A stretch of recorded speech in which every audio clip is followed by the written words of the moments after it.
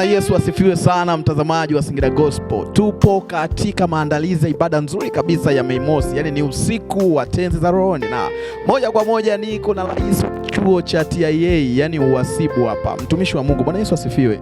Amina, amina, amina. Umejiandaaje kwa ibada hii ya usiku wa tenzi za rohoni? Binafsi nitakuwepo.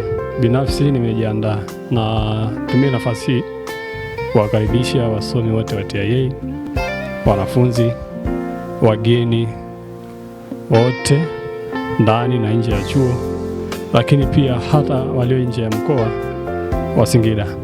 Shalom, shalom. Mimi pia nitaungana na wenzangu kuimba tenzi za rohoni kwenye ibada ya tarehe 1 usiku wa tenzi za rohoni.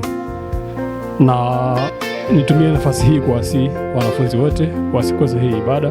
Ni ibada ya muhula wa masomo. Pia tutatumia nafasi hii kwa ajili ya kumshukuru Mungu kwa ajili ya muhula mpya wa masomo, na kupitia ibada hii tutahakikisha tutafika salama mwisho wa masomo, pia na tutakuwa na ushindi mnono kupitia ibada hii ya tenzi za rohoni. Asante sana. Asante. Wewe kwako binafsi unaona ni fahari kiasi gani kwa wanachuo wenzako na watu ambao unawaongoza kwa wanaandaa ibada kama hizi? Kwanza ni wapongeze sana.